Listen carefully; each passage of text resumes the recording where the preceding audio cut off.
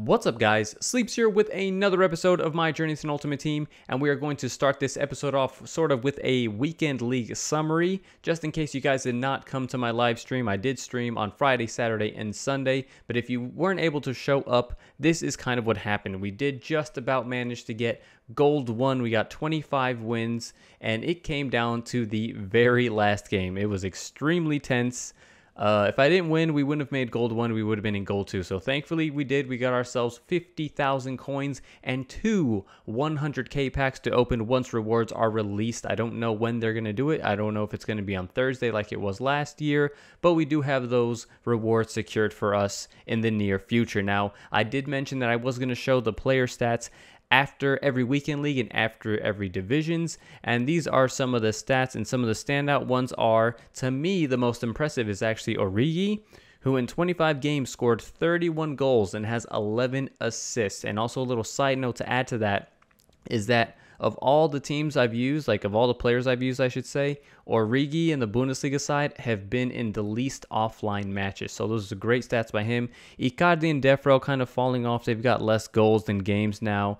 Bursa, very impressive, 27 games with 18 goals, 11 assists, and Forsberg, equally impressive, 23 games, 70 goals, and 21 assists. Now, you guys see here, we are in the transfer list, and we did manage to sell that Munier that we packed in the last episode for 56,000 coins. That is an incredible reward that we got from our foot drop. We were very fortunate to pull him, and that is going to add to our coin total very nicely. Now, after that, I decided to finish up the 5th tier of the starter objectives. It's the last one we have to do, and one of the things we had to do was to play one of the squad battles. So I went in on Legendary, and I decided to challenge Dele Alli's squad. It's not one of the 4 that were in the screen. To be honest, I haven't really dabbled in squad battles very much, but this was like the featured one, so I figured let's go ahead and try this. And you guys see the teams are usually stacked when it's like the featured one. This guy had, I should say, Dele Alli has Dele Alli himself, his pro player card, 99 overall, ridiculous. He's got Ronaldo, Messi. Eventually, he even brought on players like R9 off the bench, as well as Ronaldinho. So the team was stacked. But I was actually, to be honest with you guys, pleasantly surprised with my squad battling experience. One of the reasons I didn't really want to play squad battles is because when you play the computer on high difficulties, they tend to just possess the ball. You barely get to touch it. It's just really annoying. And so I thought, oh man, this is going to be terrible. But I don't know if they fine-tuned the difficulty a certain way. But that match arguably felt like an online match. Like, the computer wasn't too possessive with the ball, but they weren't stupid either. Like, I don't know, I found it to be a nice balance. So perhaps I'll try this again in the future. We'll see. We did get the 1900 points. We won 2-0, and apparently we're in silver too. I'm not really sure that'll get us much of a great reward, but I just wanted to let you guys know that my squad battle experience was actually quite pleasant, and it's possible I try to do maybe another one in the future. But moving right along, we have now completed the 5th tier of the starter objectives, and that means we are done doing every single one of them. And I actually did not know what the reward would be, and this isn't an incredible reward by any means, but it is a premium gold pack. You know, it's not like a reward pack or some contracts or a lone player. You genuinely do get like a 7.5k pack essentially for free, not to mention all the little freebies you get along the way while you're trying to do these starter objectives. So I would say it's definitely worth it. If you haven't done the starter objectives yet, go for it. You never know what you might get in some of these rewards, and the 7.5k isn't bad at all. So we're going to rip through these. The gold gift pack that you saw there was from one of the smaller objectives. And now we are going to move on to the 7.5k pack, which after opening it, I actually realized that it is untradeable. So that is a little bit of a downside, but who cares? It's more players in the club, more players for SBCs, and to do this, it literally took very little to no effort. So that is the 7.5k pack, and you guys notice I do have another one, and that is the 15k pack that you get for purchasing the Ronaldo edition. I do not have the Icon edition because I bought mine a physical copy of my game. So with Icon, you couldn't do that. They only had that. That was like a digital exclusive only. So anyway, let's open up this 15k pack, and I can't believe it. I literally think this is like the first time I've ever opened a 15k pack, and did not get a rare player. Like, my pack luck was terrible. I know I only opened 3, but to not get a rare player out of any of that was a bit disappointing. But we got plenty of fitness cards, you know, contracts, players for SBC, so I'm not going to complain too much. I'm going to quick sell the rest, and am going to list those squad trainings. If you're not selling your squad trainings, you definitely should. Don't quick sell those. They go for something. You know, people actually do buy those, even if it's anywhere between like 500 to 1,000 coins. Now, after the weekend league, I decided it was time to make some upgrades to the Serie A team, because there were times where I was struggling, to say the least, during weekend league. So I decided we needed to reinforce some positions.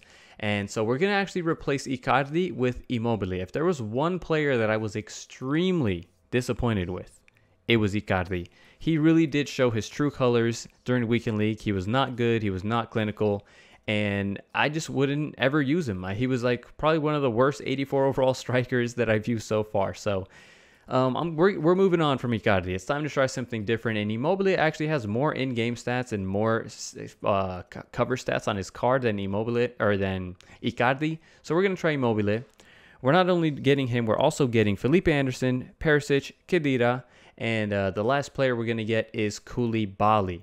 And this is like, we're solidifying our midfield, our defense, and attack. You guys probably noticed, because we're getting wingers, we're going to be changing formation. One of the more popular formations that I was running into along weekend league was the 4-3-2-1. And the wingers in Serie A are actually pretty decent. And there aren't that many great strikers unless you can afford like Higuain, or if you want to play Dybala at striker and can actually afford him. So I said, you know what? There's quite a few good wingers. They're pretty affordable. We don't have to break the bank.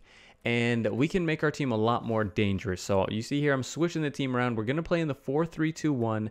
And in FIFAs in the past, I haven't been a big fan of this formation, because the spacing up top, I just feel like it's just a little too congested. Like, my wingers and strikers are just kind of too on top of each other. But you know what? It's a new FIFA, so I just figured let's go ahead and try this formation again, and hopefully it will be effective for us. So we got Perisic at left forward, Felipe Anderson there. Altogether, for all these players, it cost us a little over 25,000 coins, so not too much of an expensive upgrade, but it was still a substantial one enough. Like, this team looks a lot more dangerous with the new signings now in place. So right now I'm just finishing up putting chemistry styles on some of these players, because I didn't put chemistry styles on the players prior to this because I didn't really need to. I knew I was going to upgrade, so I didn't really care to put any chemistry styles on some of those players. And speaking of chemistry styles, I did want to point out that Koulibaly, which we replaced Tonelli for, actually becomes an 89 overall center back when you put Shadow on him, according to Foothead, who has what was it? I actually wrote it down here. 97 defending and 85 pace. So that is just like ridiculous stats for a center back. So we'll see how he was. I actually really enjoyed using him when I had the loan. So hopefully him now with Shadow is going to just be that much better. So we're actually starting off well in this one. My early impressions of the 4-3-2-1 were positive, but I can't let myself get too carried away. We are in Division 9. Our opponents aren't going to be all that great, but I like the movement. I didn't feel the spacing was too crowded. You see Felipe Anderson making incredible runs like that, just overlapping runs with tons of pace. His fullback couldn't keep up, and it led to good goal-scoring opportunity. So I would say in that first match for sure, you see we're only 23 minutes in, and this guy is actually going to rage quit. I had good impressions. Immobile was pretty clinical on the 2 chances he had. I was very impressed with Felipe Anderson. The guy is just lightning quick and just flying past defenders, so that was very good. And we get the result, so what more can you ask for? But like I said, we're in Division 9. We'll take this game by game and feel it out. Now, I did go into another game with the Serie A team because I only got to play with them for 23 minutes. I didn't get enough of a feel for the team. So we are going to move on to the next match, and this guy has a 4-3-1-2 Bundesliga team with Bobby Wood and Origi up top. The team looks fairly average, kind of decent to the one we have going on right now. And we are going to hit the crossbar there with Khedira. That was an absolute bullet off the crossbar. There was so much power behind that shot. And this is just a great example of why I'm a big fan of Immobile early on. That finish was not easy. It's on his left foot. The angle isn't all that great. And there was countless times where Icardi was missing chances just like that. Here's another good one. That one's on his favorite foot, but still, he had to make the finish, and he did so nicely. So Immobile so far, I got to say, is a good upgrade over Icardi. I'm impressed with him early on. He also picks up an assist, helping draw Mario, give us the 3rd goal in this one. Good chance for him there. Unfortunately for him, it comes off the crossbar. And this is a great chance for Felipe Anderson, who I kind of hope would finish that one.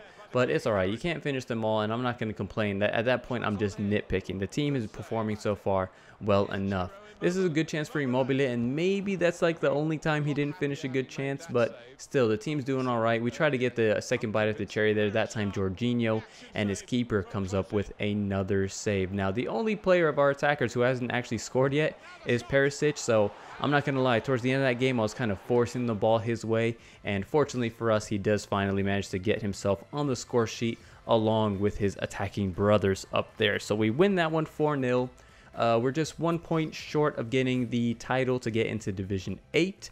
But that's going to be it for this episode, guys. I hope you guys are enjoying the series. Please leave a like, leave a comment, and subscribe if you haven't already. And I'll catch you guys next time. Thanks for watching.